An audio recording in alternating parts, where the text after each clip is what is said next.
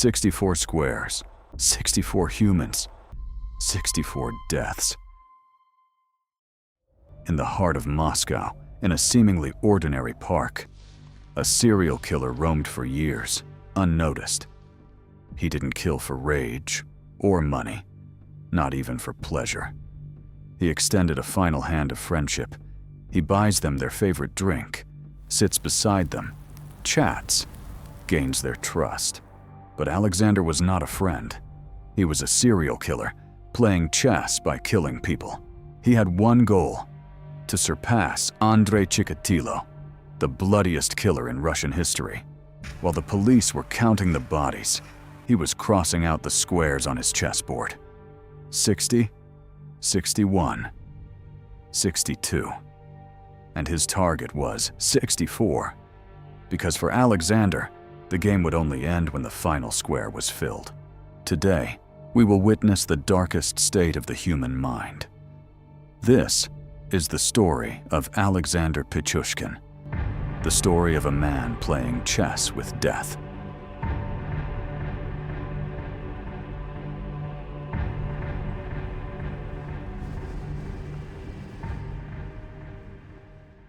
Alexander Pichushkin was born on April 9, 1974, in one of Moscow's bleak neighborhoods. But his life began with a void. His father abandoned the family when Alexander was just a baby, leaving behind only disappointment and an angry mother. Alexander was raised by his mother and grandfather. His grandfather was the most influential figure in his life. He taught him not just how to read, but the game that would become his obsession: chess. But with his grandfather's death, Alexander lost his only true connection. But what truly sealed Alexander's fate was an innocent swing when he was 4. A moment of carelessness, a hard fall, and a heavy blow to his skull. Though doctors said he recovered, Alexander's behavior began to change. From that day on, he became an outcast, lonely and resentful. By his teens, the Soviet Union was on the brink of collapse. The country was in chaos. Alexander, however, was growing up in silence. He trained as a carpenter. To the outside world, he was ordinary. But something was growing inside him, a desire for control, a need for power, and just like in chess, a need to make a move. Deep within Bitsevsky Park, he dug his first grave. His victim wasn't human yet. It was his beloved dog. As Alexander looked into the hole where he buried his dog, he discovered something: the absolute sense of power over death. He was no longer just an outcast child.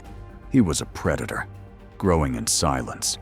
And for his real prey, he had only one inspiration: the Rostov butcher, Andrei Chikatilo. Alexander smiled as he watched that monster on television. He would do better than Chikatilo. Cleaner, more mathematical, and more poetic. 1992. Alexander was only 18, but the chessboard in his mind was already set. For him, Bitsevsky Park was more than a forest. It was a 64-square battlefield. For the first square on the board, he chose his classmate, Mikhail Odechuk. Alexander offered him a terrifying partnership: to kill 64 people. Mikhail initially joined the game, but wanted out the moment he felt the coldness of death. For Alexander, no was a weakness. Mikhail's fear became his death warrant. He brought him to the deepest corner of the park, next to his dog's grave. He took out the vodka. Mikhail thought they were just drinking, but it was his last toast. Alexander attacked when his friend was most vulnerable. A monster was born. Alexander didn't leave the job unfinished. He threw the body into a dark sewer pipe. This would be his signature. Victims vanishing underground while police chased ghosts. Back home, his hands didn't shake as he crossed out that first square on his board. The first piece had fallen. The game had officially begun for Alexander Pichushkin. As Mikhail's body vanished into the dark waters of the sewer, time stood still for Alexander. 9 years. For 9 whole years, he didn't take a single life.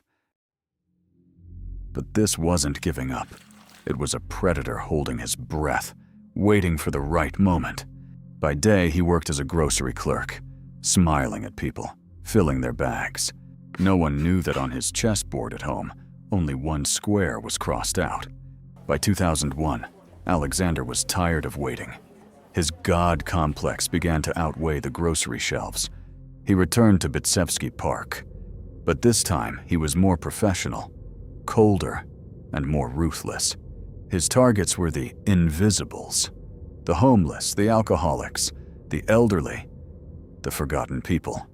While police mistook these disappearances for street fights or freezing to death, Alexander was raising a glass in those dark corners, choosing his victims.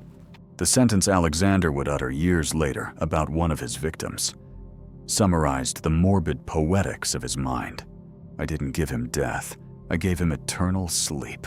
That last drink with me was the most honest moment of his life. The squares were filling up fast, 10, 20, 30. As the numbers rose, so did his arrogance. Fear of being caught turned into a desire for fame. He had emerged from Chikatilo's shadow and built his own dark empire. His method was perfect. He lured them with the promise of vodka, sharing their deepest troubles. And at the peak of that human connection, he struck with a heavy hammer. He sent the bodies to the same place, those deep sewers. Some victims, though not dead yet, drowned in the sewage. Moscow police, patrolling the park, were unaware of the dozens of bodies rotting in the tunnels beneath their feet. For Alexander, this was mocking the system. He wasn't just killing, he was erasing his victims from the face of the earth. The streets of Moscow were buzzing with the legend of the Bitsevsky Park maniac. Police interrogated thousands and set ambushes in the park. But Alexander slipped through like a shadow, every time. By day, he worked at the grocery store, overhearing officers discuss his own crimes, smirking under his breath. To Alexander, this was the ultimate move on the board, knowing his opponent's tactics and mocking them. But every great player, at some point, falls victim to their own hubris. It was June 2006. 62 squares on Alexander's board were already filled. Only 2 moves remained. His next victim was Marina Moskalyova. Marina accepted his invitation, but a sense of unease lingered within her. Perhaps she had grown suspicious of Alexander's behavior as the news of the killing spread. Before leaving, she left a note for her son. I'm going to the park with Alexander. If I don't return, you know where to look. This note was the first tier in the perfect web Alexander had spent 14 years weaving. Alexander took Marina to the park. One last drink, a final conversation. And then, the heavy blow. Marina fell to the earth as Alexander's 63rd victim. While Alexander returned home to cross out the square, the police had already discovered Marina's note. A 14-year dark marathon was about to end on a single scrap of paper. The countdown to checkmate had begun. But this time, it was the police's turn to move. June 16th, 2006. It seemed like a routine tip for the Moscow police. But the small note Marina left was enough to lead them to the door of one of history's greatest predators. When the police knocked on Alexander's door, they didn't find a monster. They found a grocery clerk in his pajamas, calm, even smirking slightly. Alexander didn't resist. He didn't run. It was as if he had been waiting for this moment, like an inevitable sacrifice on a chessboard. Once inside, the famous chessboard was sitting on the table. The officers froze when they looked at the board. 63 of the 64 squares were crossed out in pencil. Next to each square was a name or a date. Watching the officers' shock, Alexander whispered in a cold, steady voice, "Why are you so surprised? I was only trying to finish what I started." At that moment, it was clear. Bitsevsky Park was a graveyard, and this house was its tally sheet. The camera footage from the interrogation room was darker than even the grimmest Netflix scripts. Alexander spoke of his murders not as sins, but as a record of achievement. The police had only found 49 bodies, but Alexander shouted in rage, "I killed 63 people! Don't steal my credit! I was only one step away from 64. He wasn't sorry for being caught. He was sorry that he couldn't finish his collection. When the day of the trial arrived, the Moscow courthouse had turned into a circus. Alexander sat inside a glass cage, smiling directly into the eyes of his victims' families. Not a single muscle twitched with regret. When the prosecutor demanded life in prison, Alexander had only one concern. "Don't compare me to Chikatilo. I did more than him. I am a life giver. I gave them eternity in their happiest moments." When the court announced the verdict, the 64-square game was officially over. Life in prison. He was sent to a solitary cell in Russia's harshest prison, the Polar Wolf. Today, Alexander Pichushkin is still alive in that tiny cell. They say he draws imaginary squares on the walls, still walking the foggy paths of that park in his mind. The 64th square was never filled. Or perhaps for Alexander, that final square was himself. By sacrificing his own life to this dark game, he had completed the board.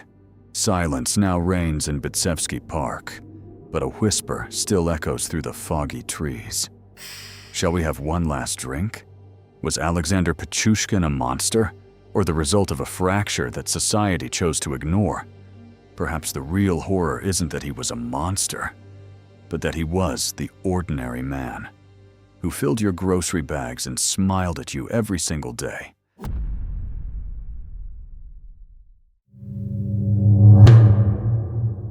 That's all for this week.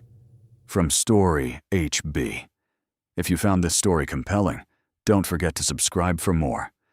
We'll see you next week with a brand new journey into the unknown.